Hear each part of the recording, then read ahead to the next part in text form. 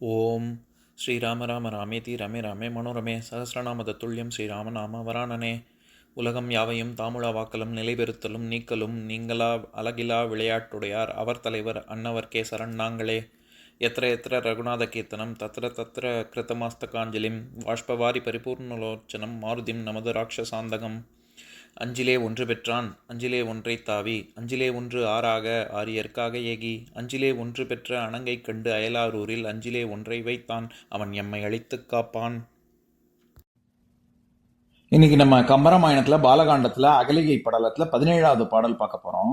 அவ்வுரை ராமன் கூற அறிவனும் அவனை நோக்கி செவ்வியோய் கேட்டி மேல்நாள் செரிசுடர் குளிசத்து அண்ணல் அவ்வியம் அவித்த சிந்தை முனிவனை அற்றம் நோக்கி நவ்வி போல் விழியினாள் தன் மனமுலை அணுகலுற்றான். இதுதான் பாட்டு. இப்ப நம்ம பதம் பிரிச்சு பொருள் பார்க்கலாம். அவ்வுரை ராமன் கூற, இவ்வாறு ராமன் கேட்க அறிவனும் முனிவனும் அந்த வார்த்தைகளை கேட்டு அவனை நோக்கி ராமனை பார்த்து கூறத் தொடங்கினான். செவ்வியோய், எல்லா நற்குணங்களும் உடையவனே, கேட்டி, நான் கூறுவதை கேட்பாயாக.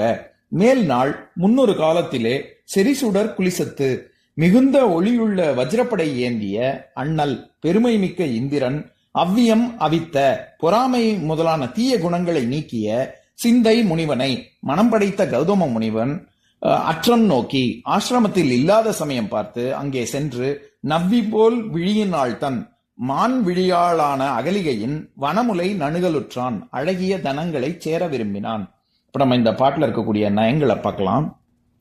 இந்த பாட்டின் மூலமா கம்பர் சொல்ல வர்ற கருத்து என்னன்னா, அதாவது அகலிகையினுடைய வரலாற்றை தான் ராமலட்சுமணர்களுக்கு சொல்றாரு விஸ்வாமித்திரர்.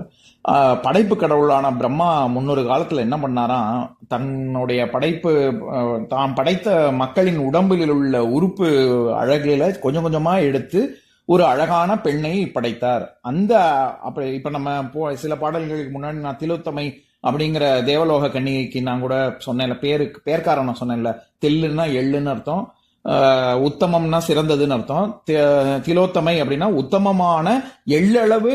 அந்த பிரம்மா தான் படைத்த படைப்புகள்ல எள்ளளவு எது இருக்கிறதுலயே உத்தமமானது மிகச்சிறந்தது எதுவோ அதுல இருந்து எள்ளளவு கொஞ்சம் கொஞ்சமா சேகரித்து திலோத்தமை அப்படின்னு தேவலோக கன்னிகையை படைத்தார் அப்படின்னு பார்த்தோம்ல.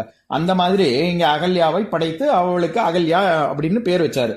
ஏன்னா சமஸ்கிருதத்துல ஹல்யா அப்படின்னு சொன்னா அது குற்றம் அப்படின்னு அர்த்தம். குற்றம் இல்லாட்டி அழகின்மை அப்படின்னு அர்த்தம், ஒரு டிஃபெக்ட் அப்படின்னு அர்த்தம்.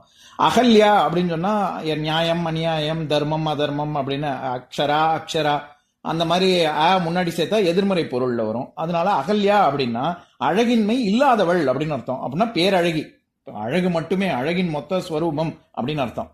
அதனால அகல்யான்னு பேர் வச்சு அப்படி படைத்த உடனே இந்திரனுக்கு இப்பேற்பட்ட பேரழகியை அந்த பொண்ணுக்கு தக்க கணவன் தான் தான் அப்படின்னு ஒரு செருக்கு அவளை தன்னுடைய தாரமாக்கு எப்படியாவது ஆக்கணும் அப்படின்னு நினைச்சான். ஆனா பிரம்மா வேற ஒரு மாறுபட்ட ஒரு எண்ணம் கொண்டவர். இது இல்ல, அவன் இந்திரன் சரியான ஆள் கிடையாது அப்படின்னு அவருக்கு தெரியும். அதனால அவர் என்ன பண்ணாரு, கௌதம முனிவர்கிட்ட இவளை நீ தான் பாதுகாக்கணும் அப்படின்னு சொல்லி ஒப்படைச்சாரு. கௌதம முனிவரும் பல காலம் காத்து திருப்பி பிரம்மனிடமே சேர்ப்பித்தார். அதுக்கப்புறம் பிரம்மா இந்த முனிவனுடைய கௌதம முனிவருடைய சபலமின்மையை மெச்சி கௌதம முனிவருக்கே மனம் முடித்து வைத்தார். இதனால பொறாமை கொண்ட இந்திரன் வேற்று வடிவத்துல அவளை சேர முற்பட்டான் அப்படிங்கிற வரலாற்றை தான் சொல்ல வராரு இந்த பாடல் மூலமா. இதுல அவ்வியம் அவித்த சிந்தை முனிவனை அப்படின்னு கௌதம முனிவரை சொல்றாருல, அந்த இடத்துல அவ்வியம் அல்லது அவ்வித்தல் இது எல்லாமே மனம் கோணுதல் இல்லாட்டி பொறாமை கொள்ளுதல் அப்படிங்கிற பொருள் நம்ம எல்லாருக்கும் தெரியும். அதாவது திருக்குறள்ல அழுக்காராமை அப்படிங்கிற அதிகாரத்துல 7வது குறள், அதாவது திருக்குறள்ல 167வது குறள், அவ்வித்து அழுக்காருடையானை செய்யவள் தவ்வையை காட்டிவிடும் அப்படின்னு. அதுக்கு பரிமேலழகரோட உரையை படிக்கிற கேளுங்க. அழுக்காறு உடையானை பிறர் ஆக்கம் கண்டவழி பொறாமையுடையானை செய்யவள் அவ்வித்து தவ்வையை காட்டிவிடும். திருமகள் தானும் பொறாது தன் தவ்வையை காட்டி நீங்கும். இந்த இடத்துல தவ்வை அப்படிங்கிறது மூத்தவள் அப்படின்னு அர்த்தம். அதாவது ஸ்ரீதேவிக்கு மூத்த தேவி அப்படிங்கிறதுனாலதான் மூதேவின்னு அவளை சொல்றோம். அந்த தவ்வை அப்படிங்கிறது அக்கான்னு அர்த்தம். தவ்வையை காட்டி என்பது, இது நான் பரிமேலழகரோட உரையை முழுசா படிக்கிறேன் கேளுங்க.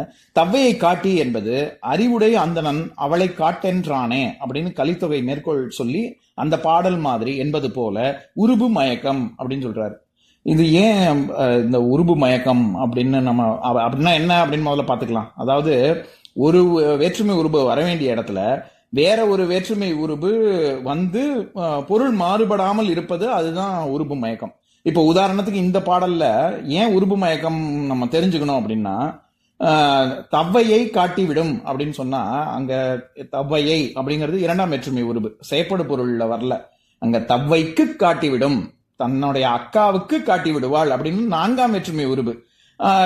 ஏன் இந்த நான்காம் வேற்றுமை உருபு முக்கியம் அப்படின்னா, அங்க திருவள்ளுவர் என்ன சொல்ல வராரு, முறைமை. அங்க நான்காம் வேற்றுமை உருபு வந்து முறைமையை குறிக்க, இப்ப தந்தைக்கு மகன், மகனுக்கு தந்தை அப்படின்னு சொல்றோம்ல, அந்த மாதிரி முறைமையை குறிக்கக்கூடிய பொருள்ல வருது. அதனால அங்க உருபு மயக்கம்னு சொல்றாரு. அப்படின்னா என்ன அர்த்தம், நீ பொறாம பிடிச்சவனா இருந்தேன்னா லக்ஷ்மி தேவி பொறாமை கொண்டு, அதாவது மனம் கோணி, தன்னுடைய அக்கா தான் இருக்கிறதுக்கு லாயக்கு, முறையா அவ தான் இருக்கணும் அப்படின்னு அவளை அவகிட்ட கை காமிச்சிட்டு போயிடுவா அப்படின்னு சொல்ல வராரு. இந்த உருபு மயக்கம் ஏன் அவசியம்னா, இந்த அதாவது முறையா மூதேவி தான் அங்க இருக்கணும், ஸ்ரீதேவி இருக்கக்கூடாது அப்படின்றதையும் சேர்த்து திருவள்ளுவர் சொல்ல வராரு அப்படின்னு பரிமேலழகர் சொல்றாரு. இதெல்லாம் தான் பரிமேலழகருக்கும் பிற மற்ற உரையாசிரியர்களுக்கும் உள்ள வித்தியாசம். நான் எதுக்கு சொல்ல வந்தேன், அந்த இடத்துல எப்படி அவ்வித்து அழுக்கார் உடையானை அப்படின்னு சொல்றது, அவ்வித்தல் அப்படிங்கிறது பொறாமை கொள்ளுதல், மனம் கோணுதல் அப்படிங்கிற பொருள்ல வருதோ, அந்த மாதிரி தான் இங்க இந்த பாடல்லையும். நம்ம ஆத்திச்சூடியில நான் ஏற்கனவே ஆத்திச்சூடி சீரீஸ் உயிர் வர்க்கத்துல சொல்லியிருக்கேன். அதாவது அவ்வியம் பேசேல் அப்படின்னா பொறாமை வார்த்தைகளை பேசாதே அப்படின்னு தானே நம்ம பொருள் கொள்றோம். அது அந்த மாதிரி அவ்வியம், அவ்வித்தல், அவ்வி, இது எல்லாமே பொறாமை கொண்டது. இந்த இடத்துல குறிப்பா கம்பருடைய சிறப்பு என்னன்னா, இங்க என்ன வேணா அடை கொடுக்கலாம். தவ முனிவன் மா முனி அப்படின்லாம் முன்னாடி கௌதம முனிவரை சொன்னார்ல, அந்த மாதிரி இந்த பாடலையும் சொல்லியிருக்கலாம். ஆனா குறிப்பா இங்க அவ்வியம் அவித்த சிந்தை முனிவனை அப்படின்னு சொல்றாரு. ஏன், அவர் வந்து கம்பேர் அண்ட் கான்ட்ராஸ்ட் பண்றாரு. யாருக்கு, இந்திரனோட. அதாவது இந்திரன் வந்து தான் தான் ரொம்ப ஏத்த கணவன் அப்படின்னு செருக்கு கொண்டு பொறாம பிடிச்சவனா இருக்கான். ஆனா கௌதம முனிவர் அப்படி பொறாமையே இல்லாமல் சிறந்த சிந்தை கொண்டவராக இருக்கிறார் அப்படிங்கிற வேறுபாட்டை காமிக்கணும்னு தான் அவ்வியம் அவித்த சிந்தை முனிவனை அப்படின்னு கௌதம முனிவருக்கு அடை கொடுக்கிறாரு கம்பர். அதே மாதிரி அகலிகையை சொல்லும் பொழுது எப்படி சொல்றாரு, நவ்வி போல் விழியினாள் தன் வனமுலை நணுகலுற்றான் அப்படின்னு. வனமுலை, வனம்னாலே ரொம்ப வனப்பா இருக்கா அப்படின்னாலே ரொம்ப பேரழகு கட்டழகு வாய்ந்தவளாக இருக்கிறாள் அப்படின்னு அர்த்தம். வனம்னாலே அழகுன்னு அர்த்தம். அதனால அழகிய மார்பை தனங்களை சேர விரும்பினான் அப்படின்னு. எப்படிப்பட்ட கண்ணு அப்படின்னு கேட்டா, நவ்வி போல் விழியினாள் தன். நவ்வி போல் விழி, பொதுவாவே பெண்களின் கண்களை வர்ணிக்கணும்னா மீனுக்கு ஓமையா சொல்லுவாங்க, இல்லாட்டி மானுக்கு ஓமையா சொல்லுவாங்க. இந்த இடத்துல நவ்வி அப்படிங்கிறது பெண்மானை குறிக்கும். அதாவது பெண்மான் இல்லாட்டி மான்குட்டி, இது இளமை, அழகு, இப்படிலாம் பல பொருள் இருக்கு. இந்த இடத்துல மான்குட்டி இல்லாட்டி இது பெண்மான் அப்படிங்கிற பொருள்ல தான் வருது. ஏன்னா இங்க போல் அப்படிங்கிற ஓமை உருபு சேர்ந்து வருது இல்ல, அதனால இளமைங்கிற பொருளோ இல்லாட்டி அழகுங்கிற பொருளோ எடுக்க முடியாது.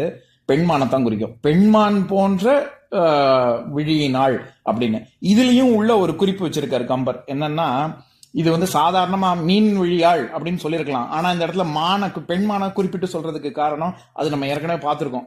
ஏன் வந்து நான் கூட பிரம்மச்சாரிகள் வந்து பூணூல் அணியும் பொழுது அவங்க மான் தோல் அதுல வச்சிருப்பாங்க அப்படின்னு சொல்லியிருக்கேன்ல. அதாவது அது வந்து சாத்வீக குணத்துக்கு உதாரணமாக இருக்கக்கூடிய விலங்கு வந்து மான். அந்த குணம் எப்பவுமே நமக்கு இருக்கணும் அப்படின்றத நினைவூட்டும் விதமாக மான் தோல் அணிவார்கள். எதுக்கு சொல்ல வரேன், அந்த மாதிரி இவள் குற்றமில்லாதவள் இல்லை, அதாவது தாய் போன்றவள் அப்படின்னு போன பாட்டுல தானே ராமர் சொன்னாரு. அதாவது தாய் போன்றவளுக்கா இந்த நிலைமை, ஏன் இப்படி வந்தது, விதியின் காரணமா இல்லாட்டி நடுவில் ஏதாவது வேற ஏதாவது நடந்ததா அப்படின்னு போன பாட்டுல பார்த்தோம்ல. அப்பேற்பட்டவள் தாய் போன்ற ஸ்தானத்துல வச்சிருக்கிறதுனால சாத்வீகத்தில் மேலோங்கிய சிந்தனை கொண்டவள். ஏன்னா ரிஷி பத்னி கௌதம முனிவர் எவ்வளவு உயர்ந்த ஸ்தானத்துல இருக்காரோ அதே அளவு சாத்வீக குணத்தில் மேலோங்கியவள் அப்படின்னு வரணும், தெரியணுங்கிறதுக்காக மான்விழியாள் அப்படின்னு சொல்றதுக்காக நவ்வி போல் விழியினாள் தன் அப்படின்னு கம்பர் சொல்ற. ராமனை குறிப்பிடும் பொழுது என்ன சொல்றார் விஸ்வாமித்திரர், செவ்வியோய் கேட்டி அப்படின்னு சொல்றாரு. செவ்வியோய், அதாவது செவ்வின்னா நமக்கு எல்லாருக்கும் தெரியும், அதாவது மிகச்சிறந்த உத்தமமான, பெஸ்ட் ஆஃப் த பெஸ்ட் அப்படின்னு அர்த்தம். அதனால செவ்வியோய்னா ரொம்ப ரொம்ப எல்லா குணங்களும் பொருந்தியவனே அப்படின்னு நம்ம அர்த்தம் பார்த்தோம். கேட்டி அப்படின்னு வர்றது நான் கூறுவதை கேட்பாயாக அப்படின்னு வியங்கோள் வினைமுற்று. அதாவது கட்டளை பிறப்பிக்கிறார், நான் சொல்றதை கேளு அப்படின்னு. நம்ம வட்டார வழக்குல நான் ஏற்கனவே சொல்லியிருக்கேன், என்ன வட்டார வழக்காக இருந்தாலும் அப்படி ஒவ்வொரு வார்த்தை பிறந்ததுக்கும் ஏதோ ஒரு வரலாறு இருக்கு. அது சில விஷயங்கள் கொச்சையா இருக்கலாம், அல்லது கேட்பதற்கு நாராசமா இருக்கலாம். இப்ப மெட்ராஸ் பாஷை மாதிரி கேட்பதற்கு நாராசமாக இருந்தாலும் அந்தந்த சொல்லுக்குன்னு ஒரு வரலாறு இருக்கு. அது நம்ம இது மட்டம் இது வசதின்னு சொல்றதுக்கு இல்ல. அப்படி நான் ஏற்கனவே அதை பத்தி சொல்லியிருக்கேன். அந்த மாதிரி எதுக்கு அதை சொல்ல வரேன், அந்த மாதிரி இது மதுரை பாஷை, இப்ப அவங்க இவங்கன்னு சொல்லாம அவங்க இவங்க அப்படின்னு சொல்றதா இருக்கட்டும், கோயம்புத்தூர் பாஷை அவுக இவுகன்னு சொல்றதா இருக்கட்டும், அந்த மாதிரி வட்டார வழக்கு நடுநாட்டு மொழியெல்லாம் இருக்கு. அந்த மாதிரி நெல்லை மாவட்டத்துல ஏட்டி இங்க வாட்டி அப்படின்னு சொல்லுவாங்க. அப்படின்னா என்னன்னா, ஏன் என்று கேட்பாயாக, இங்கே வருவாயாக அப்படின்னு அது கட்டளை பிறப்பிக்க கூடிய சொல் தான் அது. அது இப்போ கம்பர் பயன்படுத்தியிருக்காரு.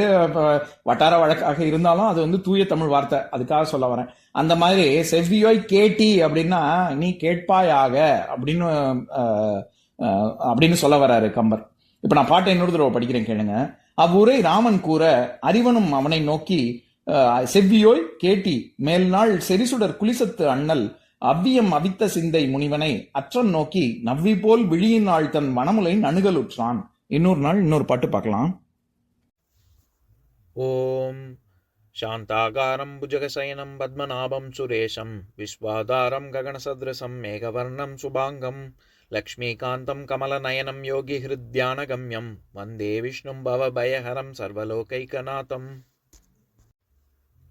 உம்பரோடு இம்பர்காரும் உலகம் ஓர் ஏழும் ஏழும் எம்பெருமான் என்று ஏத்தி இறைஞ்சி நின்று ஏவல் செய்ய தம்பியரோனும் தானும் தருமமும் தரணி காத்தான் அம்பரத்து அனந்தர் நீங்கி அயோத்தியில் வந்த வள்ளல். ஓம் பூர்ணமதః பூர்ணமிதம் பூர்ணாத் பூர்ணமுதஸ்யதே பூர்ணஸ்ய பூர்ணமாதாய பூர்ணமேவாவசிஷ்யதே. ஓம் சாந்தி சாந்தி சாந்திஹி. ஓம் சர்வேஷாம் ஸ்வஸ்திர்பவது சர்வேஷாம் சாந்திர்பவது சர்வேஷாம் பூர்ணம் பவது சர்வேஷாம் மங்களம் பவது. ஓம் சாந்தி சாந்தி சாந்திஹி. ஓம் சர்வே பவந்து சுகினஹ சர்வே சந்து நிராமயாஹ சர்வே பத்ராணி பஷ்யந்து மா கஷ்சித் துக்கபாக் பவேத். ஓம் சாந்தி சாந்தி சாந்திஹி.